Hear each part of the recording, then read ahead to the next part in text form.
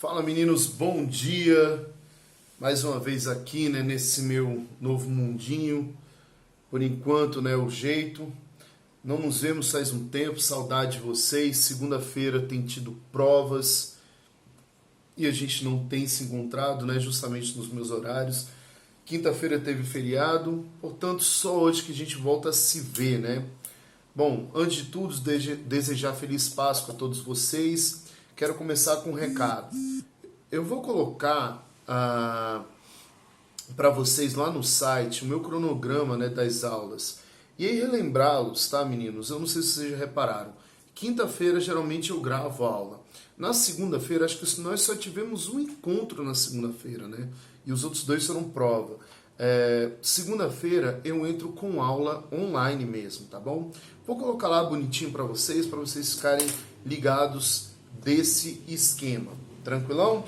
Vamos lá, a gente tem falado sobre período entre guerras, crise de 29, fascismo e nazismo, e aí a gente vai dar continuidade começando a falar sobre Segunda Guerra Mundial.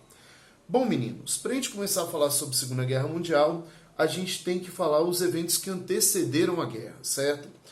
Nós já vimos. Primeiro, a militarização da Alemanha. Isso foi um fator preponderante que mais tarde vai fazer com que se inicie a guerra. Um segundo ponto, a política de apaziguamento de França e Inglaterra em relação às atitudes que os alemães vinham tomando um pouco antes da guerra. Além disso, eu voltei à primeira grande aliança política, ideológica, né, no caso de Itália e Alemanha, política militar também, né, da guerra, que é o eixo Roma-Berlim-Tóquio. O eixo Roma-Berlim-Tóquio é justamente uma aliança entre nações, Itália, Alemanha e Japão, que é uma ajuda militar e, basicamente uma ajuda militar, uma aliança política e uma ajuda militar entre esses países. Além desses, eu vou ter também a Guerra Civil Espanhola em 1936. Bom, vamos lá para a gente entender esse ponto da Guerra Civil Espanhola. Muitas pessoas julgam que a Guerra Civil Espanhola é uma espécie de um ensaio geral para a guerra. Porque é justamente lá que Hitler vai testar se o seu exército é bom, se as suas armas são eficazes, se tudo que ele preparou lá no início dos anos 30 vai dar certo daqui para frente. E a resposta é positiva. Por quê? A Guerra Civil Espanhola é uma guerra civil que opõe Francisco Franco, um fascista, certo, da Espanha, que não aceita, não reconhece um governo eleito de maneira democrática pelos espanhóis e tenta dar um golpe de Estado. Hitler e Mussolini, auxiliando a Francisco Franco, começam uma guerra civil na Espanha. A guerra civil é vencida pelo Francisco Franco, certo? Então, se isso é um ensaio geral, Hitler tem a certeza que o seu exército é capaz, que suas armas são eficazes e que ele pode vencer guerra, vencer batalhas e vencer uma guerra. Então, com isso, em 1938, Hitler começa uma política expansionista. Um dos princípios do nazismo falava da garantia de um espaço vital para os alemães. Hitler vai pôr em prática isso. Ele vai começar uma política expansionista justamente no início em países de maioria germânica que não estavam sob o controle alemão. Por exemplo, a Áustria. Em 1938, a Áustria é o primeiro país a ser anexado pelos alemães. País de maioria germânica acaba sendo anexado à Alemanha. Em 1938, Hitler também vai reivindicar os Sudetos, certo? Uma região que ficava na Tchecoslováquia, país que não existe mais, foi desmembrado em República Tcheca e a Eslováquia. E o Hitler tem interesse numa região ali conhecida como a região dos Sudetos. Era uma região de maioria alemã, mas é importante ressaltar também que a região dos Sudetos era uma das zonas mais industrializadas da Tchecoslováquia. Aqui a gente vai começar a ver o que foi a política do apaziguamento. Hitler reivindicava esse território. A Tchecoslováquia, sabendo, né, obviamente, das relações históricas entre Alemanha e França, pede auxílio à França para combater e auxiliá-los numa possível guerra contra a Alemanha. Na hora H, a França declara apoio e tal, mas na hora H a França desiste. E ela faz a prática da política do apaziguamento. O que é isso? É uma política de evitar conflitos com a Alemanha. Ingleses, franceses e alemães se reúnem na Conferência de Munique para decidir o que será feito com os Sudetos. Bom, vamos lá, terceira série. É brincadeira, né? Os Sudetos pertencem à Tchecoslováquia. Em nenhum momento ela foi chamada para debater o que vai ser feito com a parte do território dela.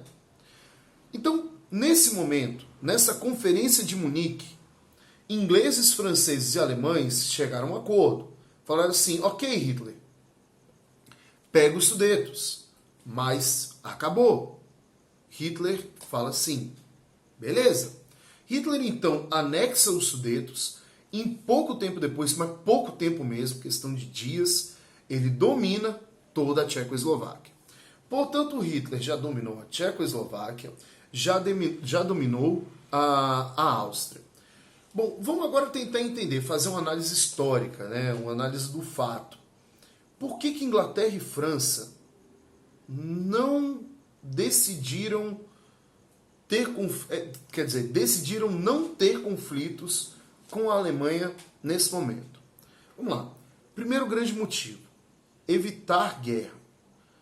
Inglaterra e França, também a Alemanha, ainda reverberava muito no coração desses indivíduos, dessas populações, as atrocidades da Primeira Guerra Mundial. Então, evitar uma guerra nesse momento era visto como necessário. Além de um outro fato, Hitler tinha o hábito de caçar comunistas. Portanto, alguns dirigentes ingleses e franceses viam em Hitler uma espécie de um herói do capitalismo contra o comunismo soviético. Como Hitler matava comunistas, ele continha um avanço dessa ideologia e continha um avanço desse grupo social nos países. Então, muitos dirigentes franceses e ingleses viam em Hitler uma espécie de um mal menor do que o comunismo soviético. Portanto, é possível afirmar assim, Inglaterra e França passaram um pano para o Hitler com medo do perigo do comunismo.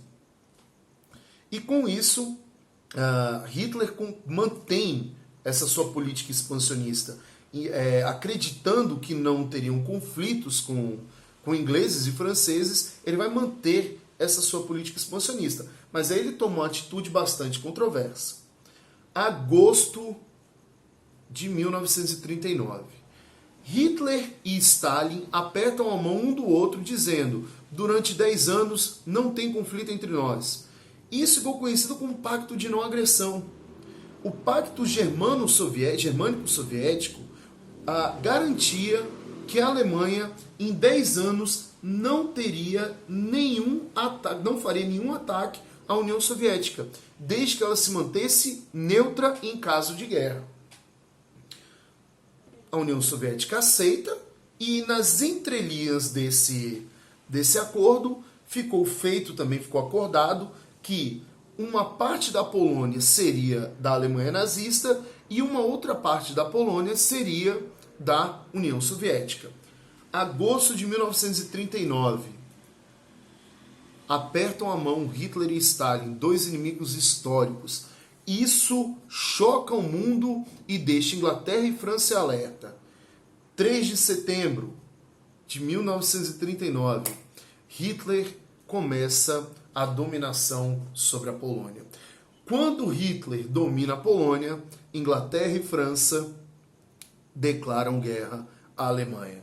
É interessante também ressaltar, tá? Inglaterra e França declaram guerra à Alemanha também depois do Pacto de Não Agressão. Bom, vamos lá. Queridos, a primeira parte da guerra de 1939 até 1941 é marcado pelo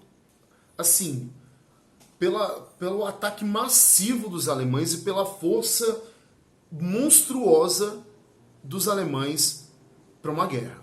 O poder bélico alemão é avassalador e é absurdo, é assustador.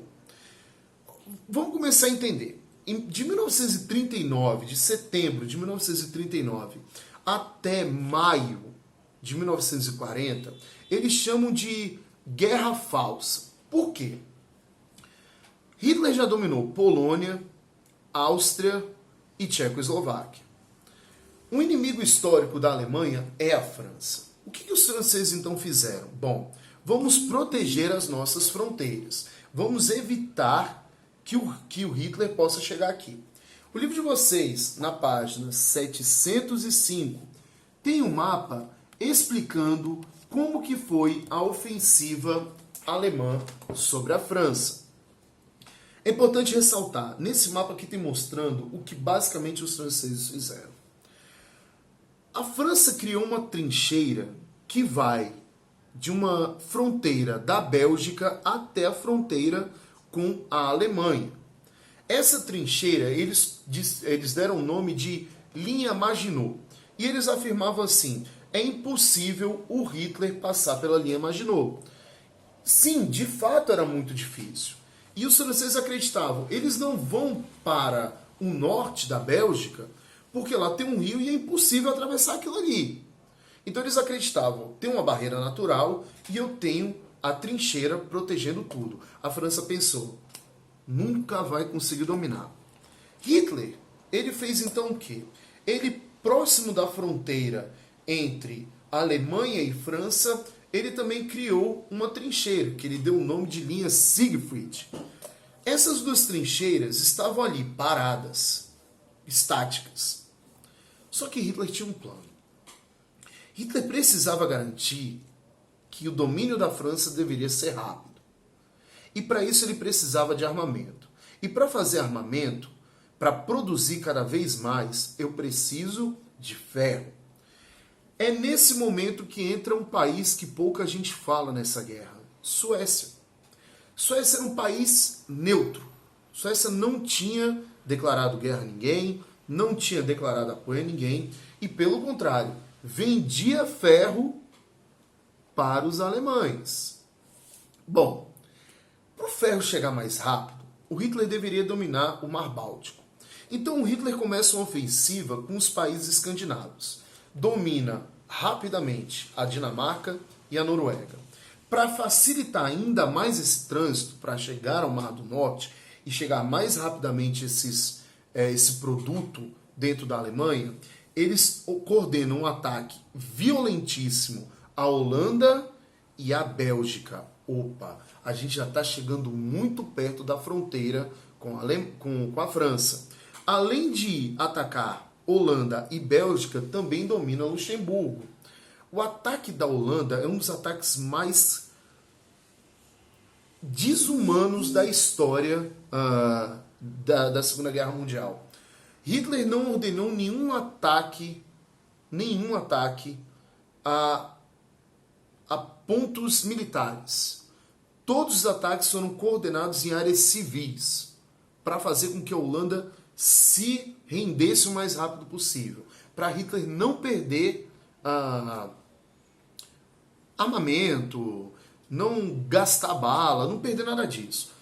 O plano deu certo.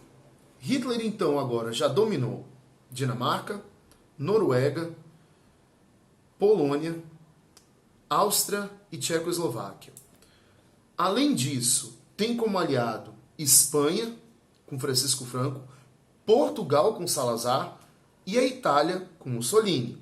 Ou seja, a França está totalmente cercada. Hitler então armou o bote para a França. Ele manteve a linha Siegfried, mas ele deu a volta por cima, foi pela Bélgica, passando por trás da trincheira, atravessando o rio.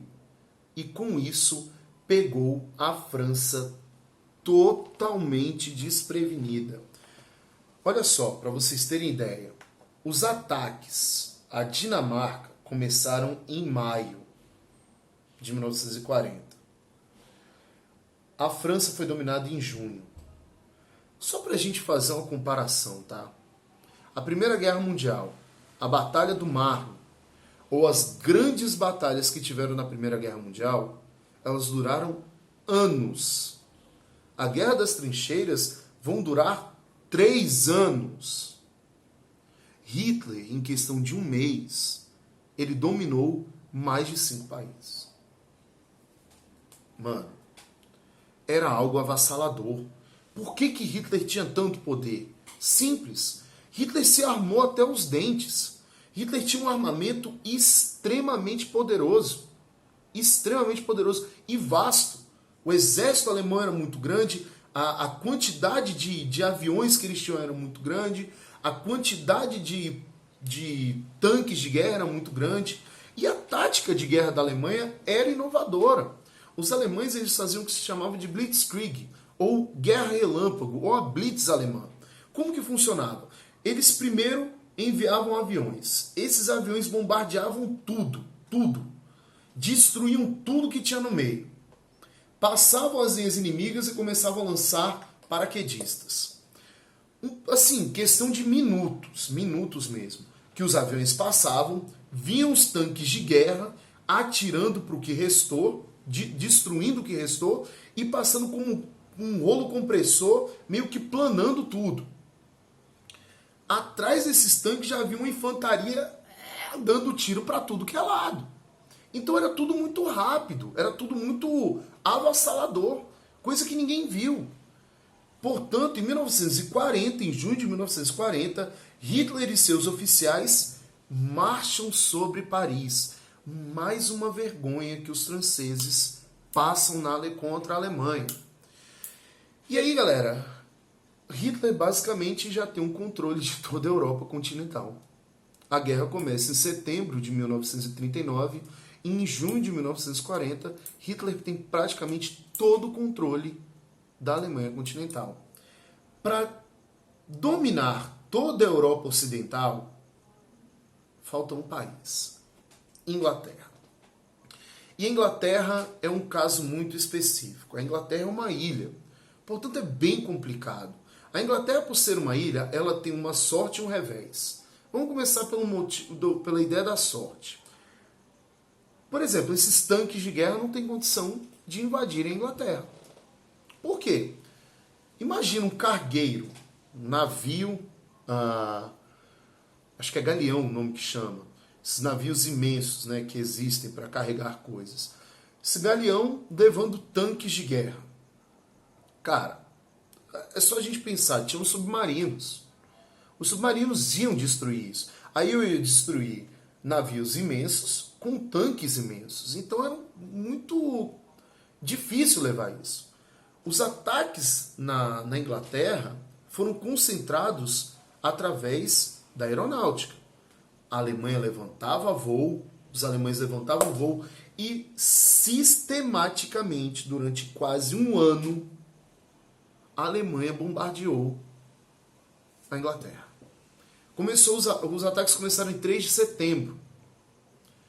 E durante quase um ano foi de maneira sistemática. A Inglaterra só conseguiu conter isso porque inventaram radar. Inventaram radar e aí viam, tá vindo avião alemão. Os aviões ingleses levantavam voo, viam onde estavam esses aviões alemães e metiam bala e derrubavam esses aviões. Portanto, Hitler não conseguiu submeter a Inglaterra. Não conseguiu controlar a Inglaterra. Como ele não conseguiu controlar a Inglaterra, Hitler decidiu então voltar os olhos para o leste europeu. Hitler faltava ainda dominar algumas partes do leste europeu. Então ele começa os ataques na Hungria, domina a Hungria, domina a Romênia, domina a Bulgária. Apesar da forte resistência grega e iugoslava, também dominam esses dois países. Cara, o leste europeu agora está dominado. Bulgária, Hungria, Romênia, Iugoslávia e Grécia. Qual país falta? União Soviética.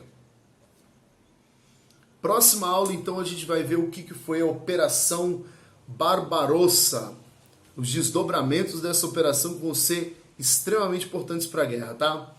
Beijos, meninos. Um abraço, até mais. Não esqueçam, tem slide lá, tá? Para vocês verem com atividadezinha, para a gente corrigir depois. Tchau, tchau, meninos.